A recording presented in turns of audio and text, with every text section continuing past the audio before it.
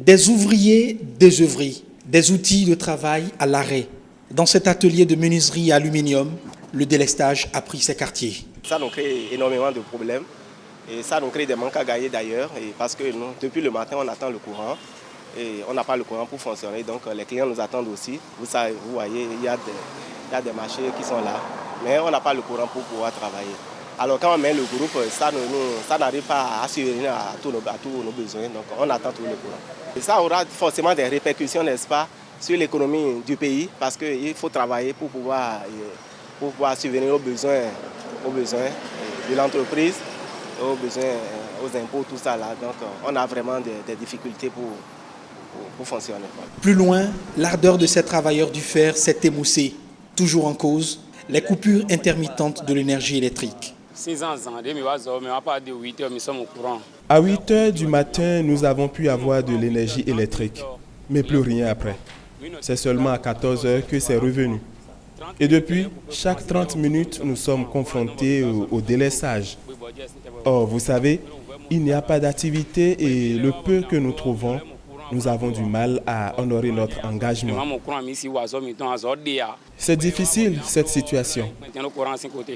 Depuis plus d'une semaine, le calvaire des populations est palpable. Activité économique au ralenti.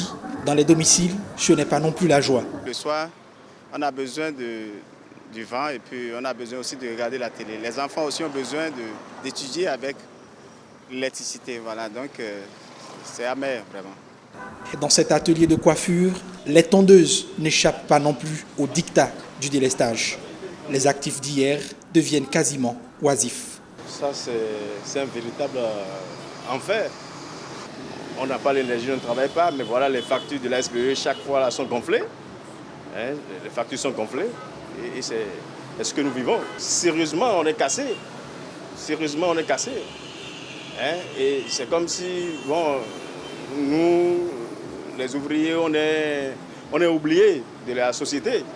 C'est comme si on est oublié de la société. Nous coiffons des DG, des personnalités politiques. Quand on échange avec eux, le seul mot, c'est que ça va s'arranger. Ça va s'arranger, mais jusqu'à quand? Pourtant, une lueur d'espoir semblait promise aux Béninois depuis la visite le 9 avril dernier des installations de la SBE par le ministre de l'Énergie. Ce que j'ai noté, c'est que j'ai visité une centrale que j'appelle un musée, parce que l'ensemble des moyens de production sont à l'arrêt depuis des années. C'est la première fois que je vois ça dans ma vie.